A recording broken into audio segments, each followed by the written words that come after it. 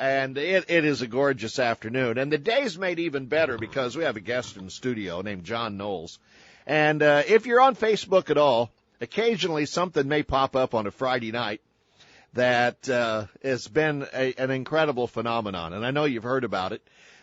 Because it's not state-sponsored, we're not going to talk a whole lot about money and things like that. But we are going to talk about an event that occurs at Turner Hall every Friday night.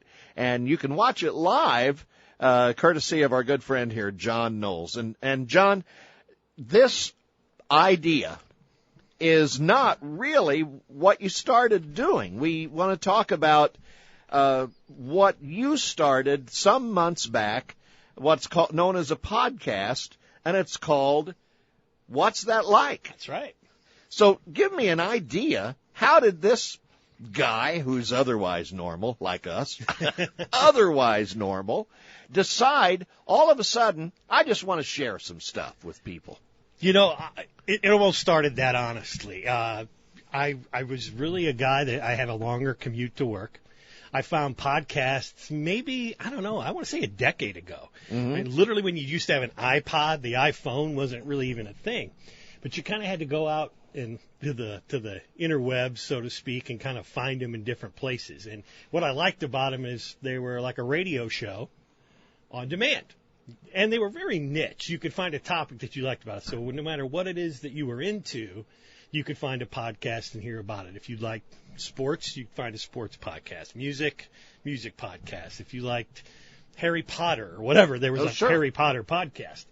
So as time goes by, I'm always a podcast listener. And one day I just kind of thought, you know, I could do this. I could probably have my own podcast. The real trick was, what was it going to be about? Sure. So go back about a year or so, and it's Black Friday of 2016. And I'm looking through the stuff, and I see a couple of these boom microphones like you have here in the studio, mm-hmm. John. And they was on sale on Amazon for maybe $25 a piece. And I'm in a rock band, Retro Rocket, here in the area. So I've got a mixer. I've got a little place where we rehearse. And I buy these things, and actually my wife goes, what are you going to do with those? And I go, I'm going to start a podcast. And she says, yeah. Okay. Oh, knock sure. yourself out. She's very supportive of any of my little wild hairs. I got to give her a bunch of credit. But so I buy a couple microphones, and they literally sat there for a while. And I struggled with what it was to talk about, and I started brainstorming. What am I interested in? I'm interested in music, sports, just different things, pop culture, media. I watch movies, TV shows. There's a lot of podcasts that recap those things, or there's two guys talking about the latest Marvel movie, or somebody that's on there just giving stream of thought consciousness, and it wasn't necessarily something that I wanted to do. And I was talking to some friends of mine at work, and they go, you just got a lot of friends with a lot of great stories. And I said, yeah, I should have a segment on my show, and I'll call it What's That Like? And I'll talk to somebody that's interesting, and they'll give me their little 10-minute, 15-minute story, and that would be a part of the show. Mm-hmm. Well, one of my friends, I was running it through him, kind of one of my trusted friends, and I said, here's what I'm thinking. He goes, no, that's the show.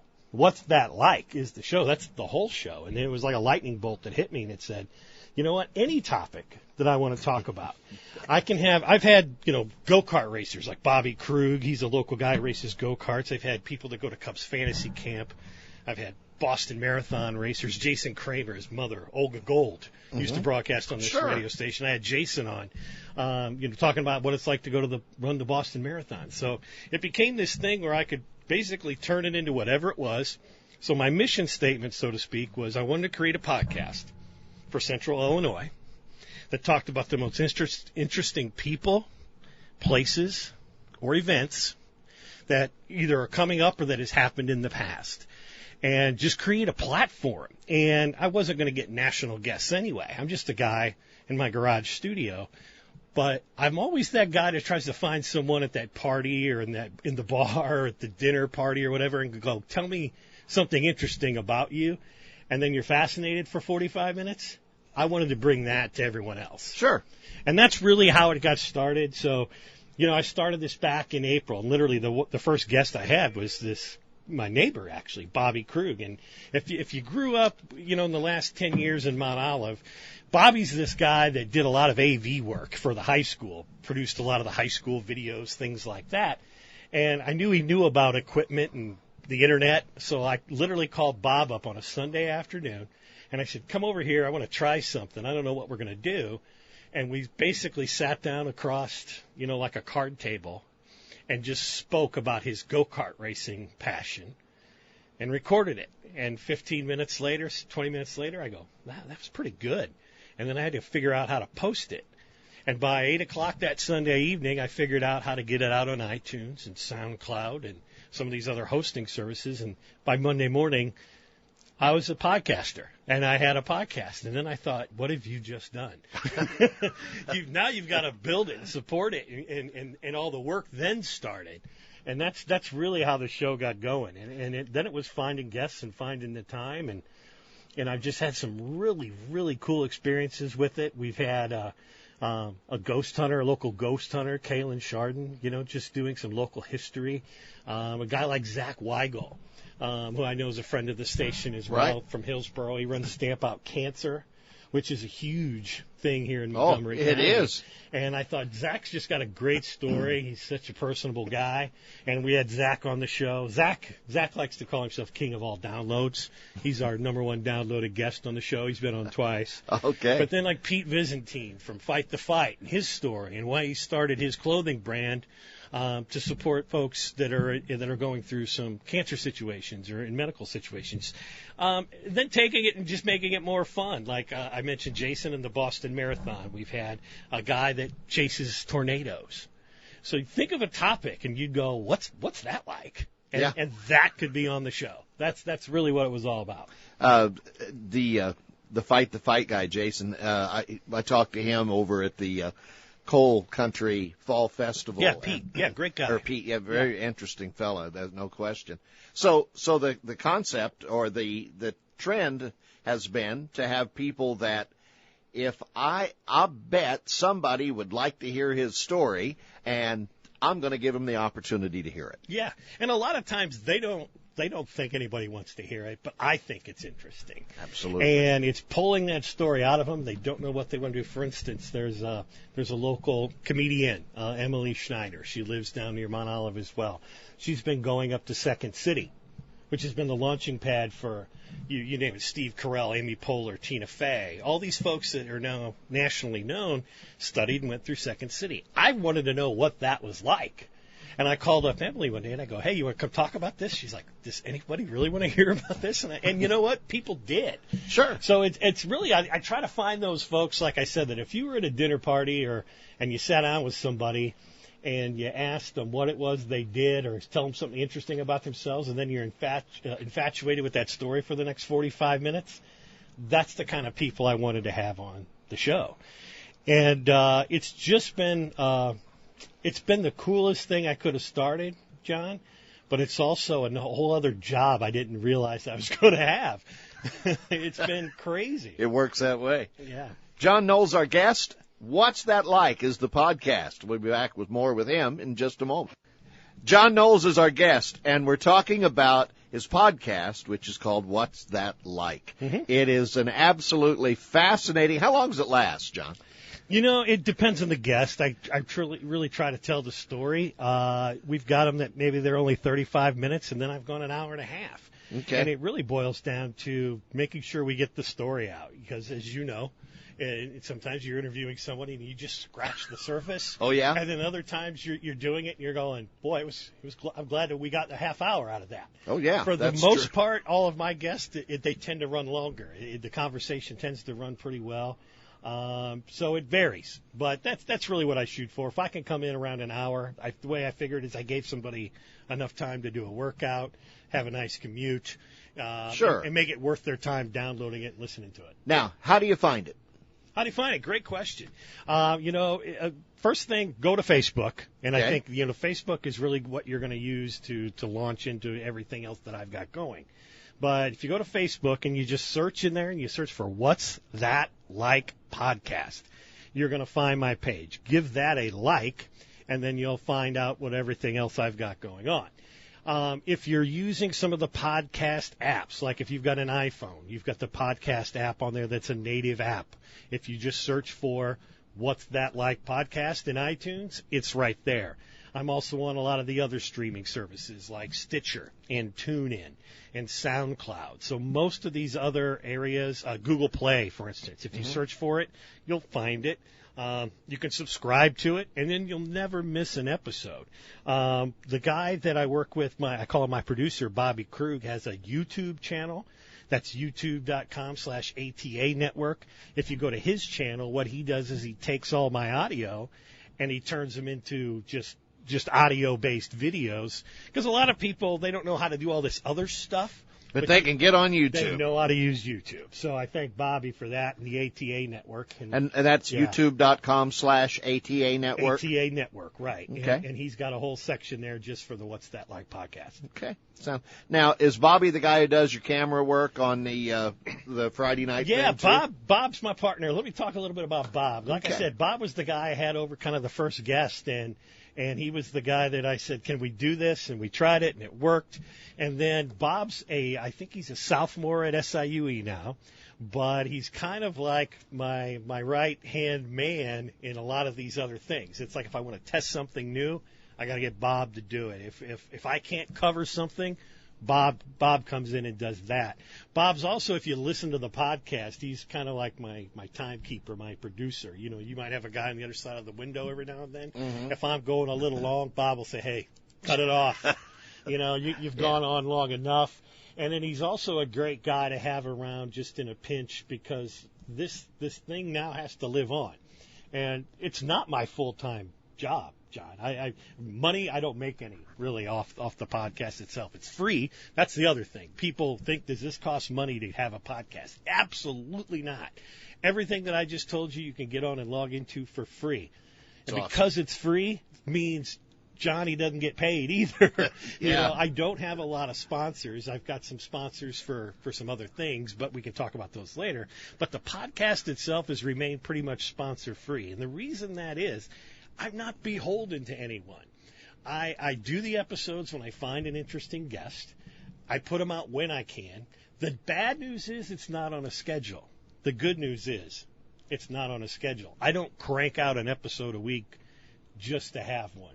Lorne Michaels, producer of Saturday Night Live. You've all watched Saturday Night Live. Sure. You talk. He would have a saying. He's like, the show doesn't go on because it's ready. The show goes on because it's 11:30. That's Saturday night. That's right. And my show, I'm only going to put it on when it's ready. So if we've got a good guest, we've got something lined up. That's why we put it out there, and we do that. Now, I'm curious about one thing, and you may have touched on this slightly earlier, but there's two ways to do this podcast. You can do it real time, or you can do the edited version. Do you try and give it a real time feel, or do you? Sometimes maybe you have to edit something out, but do you try not to edit it a whole lot? Yeah, I mean, I want it as straight up live as I can. So, for instance, John, I want you to come over and be on my show someday. I think you've got a great story. I think your listeners hear you every day, but they'd like to know what's it like to be John Michael Marty. So if you come on my show, what we would do is we would record it just like this. But there's things in there where you got to think of an answer, or you don't say it right, or they go, oh, I forgot, I wanted to mention this. I might tweak a little edit in there. Sure. I'll bump out some of the uhs and ands, but pretty much what you hear is what was recorded live as I do it. Very, very minimal editing. Okay, that sounds great. One of the things that makes a podcast so attractive to guests is when it's real, or trying as close to real time as you can make it. It's not like an interview on 60 Minutes per se, when segments are chopped up so much that one meaning turns into another meaning by the time it airs. So that's one of the great advantages of doing it in essentially real time. Yeah, take out the uhs and uhs, but not take out the concept and turn it around to for a political purpose or whatever. Exactly. Yeah. And that's the thing is, anyone that would come on my show, they're going to be left in their proper context. That's awesome. There's nothing I'm going to change because it's not my story. It's their story. Yeah. You know, I'm not trying to use somebody to further myself at all. What I'm trying to do is give these folks a platform to tell an interesting story, promote an interesting event or talk about something maybe in their past that I just find fascinating and I think other people would too. It's not my job to edit their words. What I do is just kind of condense it all up to make it maybe a little bit more listenable at times. You don't want big pregnant pauses and things in there. You want to keep the audio flowing, and that's the extent of it. Yeah. Now, and one of the ironic things that I can tell you is that our conversation today, it will be up as a podcast on the WSMI radio website before too much longer, because so now you can finally say, I got interviewed on my show. That's right, yeah. So probably by Tuesday of next week, it'll be up under the podcast here. Great. We'll link to it from my page, and you'll link to it from yours. Absolutely. Sure. Yes. John Knowles, our guest. What's that like is the subject. Back with more shortly. Last week, some of that money, a special drawing went for the families, right? Yeah. The thing about, we could talk about the Queen of Hearts as you want to go, but since you asked the question, John, I will tell you, it's been amazing what Turner Hall has been able to do for fundraising efforts. Full disclosure, I'm a member of Turner Hall. The Queen of Hearts is not my drawing. I'm there. I'm a correspondent. I cover it just as part of what my show is. Mm-hmm. But just to be a part of it in any way, shape, or form has been amazing. You asked about what happened with the families of the girls that tragically passed away a couple weeks ago. In the last 2 weeks prior to this past week, I guess it would have been coming off of Thanksgiving and the week there right after, $10,000 was raised through donation, and they had a drawing. They raffled off some firearms, and every single penny of that raffle went to both the Bertles and the Carroll family. Over $10,000 we were able to give to those families, not Turner Hall itself, the people that show up there. That's the thing, and I think if you asked anybody at Turner Hall, that is what they're most proud of. It's the ability to raise that money for those in need. It's a not-for-profit place. Are they making some extra dollars this year? Absolutely, but it all goes back into the community down there. It's for improvement. It's for everything that they do there for the community, not just of Mount Olive, but the surrounding community. It's for the people. I think that's what they're most proud of. I can speak for them when I say that. I'm just happy that I get to be associated with those great people. When we were talking off the air, we were talking about how the community, the parks, different people, different organizations benefit. Yeah. The fact that 10% of the money that is raised would go to the parks and recreation there in Mount Olive. Yeah, so, break it down. I know a lot of you have heard of the Queen of Hearts, how it works differently in all the different ones. The way Turner Halls works is, whatever the pot is. Right now it'll be over $500,000. That starts up again in January. If you're a winner, you draw the queen, your name is drawn, you pick the queen off the board, so to speak. If you're there, you get 70%. All right? So 10% then goes back to the hall. And again, that's for what they do and everything else. That helps them. 10% goes to the Mount Olive Playground Equipment Fund. I believe I've got that right. And then 10% starts the next pot. If you win and you're not there, what happens is you don't get 70%, you get 50%. So instead of 10% starting the next pot, it starts at 30%. Okay. That's great in and of itself. Every Friday night, we also have a partner there from some other organization in the community. And we do these 50-50 drawings. And so that organization, I know the Mount Olive Food Pantry's been up there, the Focus 5 group that helps out the schools, some of the sports teams.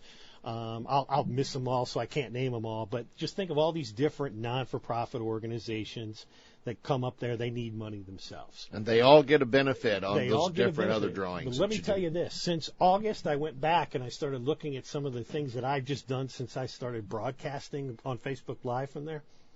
Since August of this year, almost $70,000 has been raised for these other organizations. Yes, $70,000, 50-50 pot.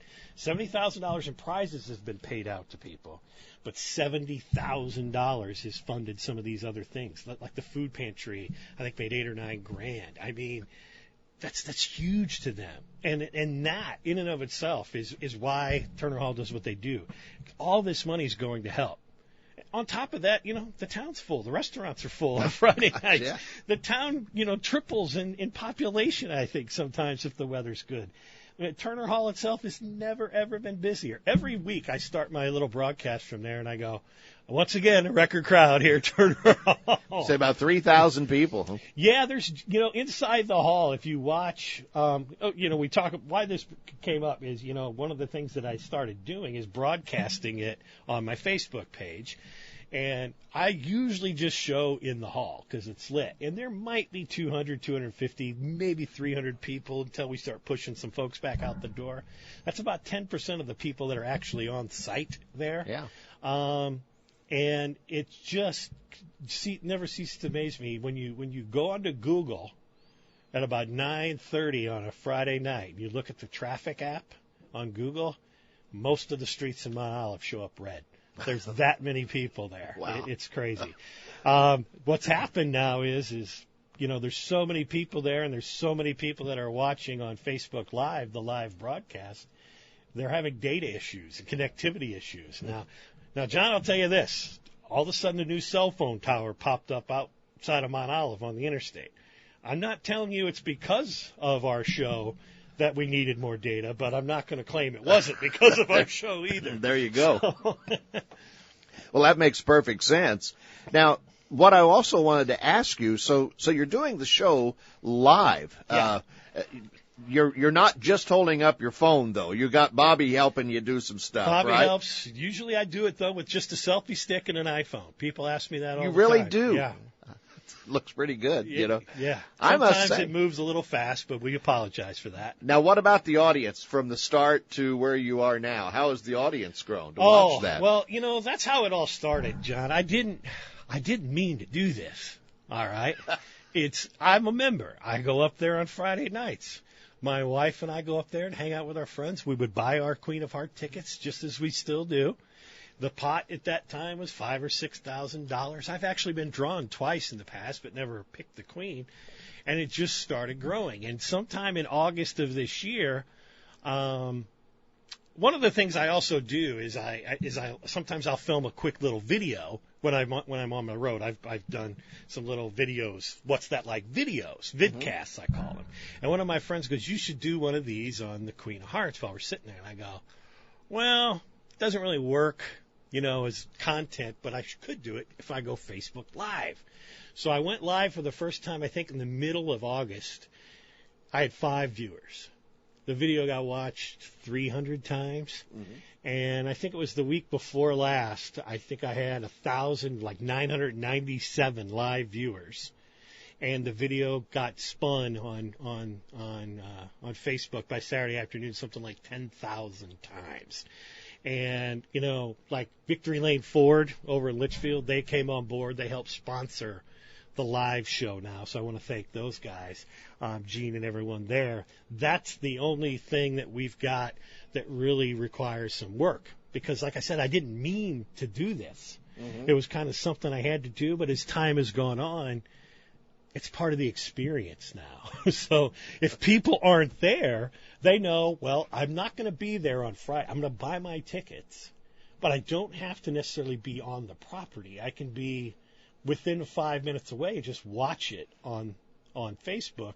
So now if I don't do it, or there's a technical issue or something else, we've got problems. Yeah. People expect it to be there. And that's where, like I said, we've got Bob. So I couldn't be there last week. I had something going on. Bob stepped in, help out. We had a few technical glitches. We've worked through those. Hopefully we won't have those issues again. But, yeah, people want to see it. It's. I always say I get better ratings in Southern Macoupin and Montgomery County than Fox 2 News. I don't know if that's true, but I'm claiming it right here on your show. Fair enough. That's fair enough. Our guest, John Knowles. The podcast is What's That Like? And it is a fascinating visit with people just who maybe you may be interested in. What's that like, what they do, or who they are. We're talking with John, and we'll have more with him in just a few moments. Our guest is John Knowles. The podcast that he puts out there, not on a regular basis, but often enough that there's a pretty good library build-up. Yep. It is called What's That Like? And it is all about things that you would find interesting, and I would find interesting, and he does it because he finds it interesting, too. So, John, now, coming up over the next 8 or 10 months, I'm sure that you've probably got 10, 12, 15 people in your file, in your mind, who you want to talk to, but you always have the opportunity to squeeze another one in because there is no schedule. Well, that's kind of what it is. I do it when I think there's a good time for it. You mentioned people that I want to have on the show. I've got a, just as you'd imagine, a yellow piece of paper, yellow pad at home, and when I have a thought of somebody or someone I want to talk to, I write it down. Doesn't necessarily mean I've got them scheduled and lined up, but I know, you know what, that's someone I want to have on the show. 25 years ago, this spring, the Staunton Bulldogs ran themselves all the way to the state championship. They sure did. You know, my friend and coach, you know, when I was a kid there growing up in Staunton, Randy Legender led that team. A friend of mine, Brad Skirtage, was on that team. I've talked to both those guys. It's like, hey, let's come on the show and do what was that like 25 years ago? I think that's something we would want to talk about. I've got a lot of things I'd like to see. I'd like to use your show as a platform to ferret some folks out. Sure, absolutely. You know, if you're out there and you've got, you know, someone that knows the history of a lot of things, I'd love to know more about kind of like the Capone era in this area. And you know what kind of went on. Tell some stories there. You know, the Coliseum we've lost the Coliseum 4 or 5 years ago. I'd love to talk about some of the history of that building and everything that went on. Civil War history in this area, things like that. If you've got an idea and you'd like to hear what it was like, let me know. Just go to my Facebook page. Again, just go to Facebook, search What's That Like Podcast. Send me a message if you've got a name of someone or if you yourself would like to come on, because that's what it's for. Sure. The show is to give a voice to the most interesting people, places, and events in this area. For those listening, if you haven't, it's free. I call a podcast like Netflix for your ears. You know, you go on Netflix, but you got to pay for that every month. But you can find anything there is that you want to watch. You can go find a podcast that's going to cost you absolutely nothing, and you're going to get 30, 45 an hour's worth of material there. Help you on your commute, your jog, your workout. You're taking a road trip coming up for the holidays. Pop that in, you know, hook it up to your car Bluetooth, and you can listen to it that way as well. All kinds of things to do. You mentioned kind of where it's going. I just hope to continue to keep finding the interesting people. And I think the format of what it is, What's That Like, is evergreen, because there's always going to be something else to talk about. Oh, yeah. The only enemy I have, John, is time. This is my hobby. Well, sure. I put it out there. I treat it like it's a business, but I got a real job, real family. I've got a wife and 2 kids. They're busy. We like doing things, and certainly they come number one. But if I had more time, I'd produce it on a more often basis. I just got to find the right time to do it. Next week, there'll be a new show. I can give you a preview. Emily Schneider, my comedian friend, she's coming on. What we're going to talk about, it's Christmas week. Sure. I've given her the task of, you come up with the top 5 toys that you wanted as a kid based on the commercial. The good, the bad, was the hype. Did it live up to the toy? I'll do it for the boys. We'll talk about some of those things. We'll have a little friendly banter, you know, all those things about that. That show will be live sometime mid-next week. But, that sounds terrific. Yeah. Now, have you recorded it yet? No, that's coming up. You're coming up, yeah. Okay. So you're setting yourself up. You gotta have deliver a good show on this one. Yeah, that's right. Everybody's going to be waiting. That sounds absolutely fascinating. Now, so again, going back to this yellow pad that you've got all these names on, and I'm assuming you probably have talked to some of them and reached out and saying, we want to do this in the future. I'm assuming most of them are going to say, sure, I'd like to do that.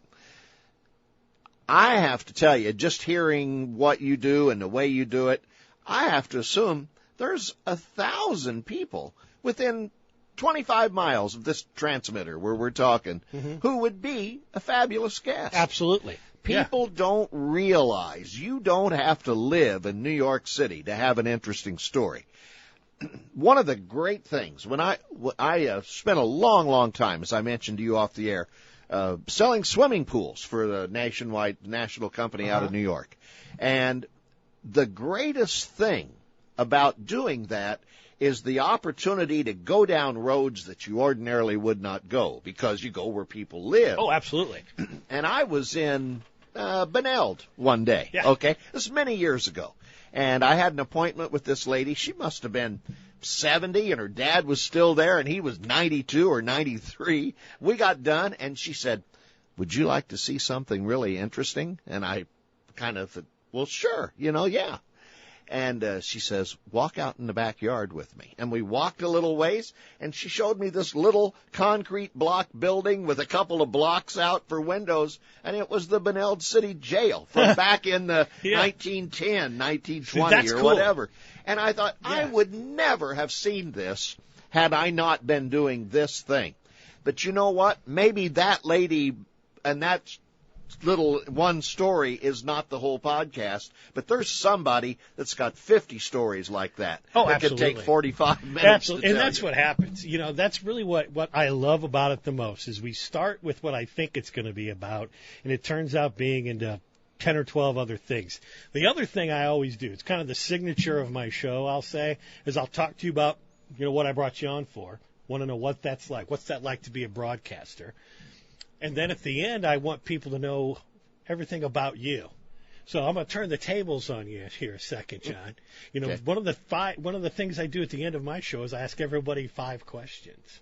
Oh, that's cool. And I just want to get to know them a little bit. So I'm going to do this with you. It's like the end of my show, but I'm going to do it with you on your show, John. What's the best Christmas gift you ever got? A baby on the 23rd of Wow, December. That's awesome. Yeah, betcha. My son Ted. Yeah, that's a great answer.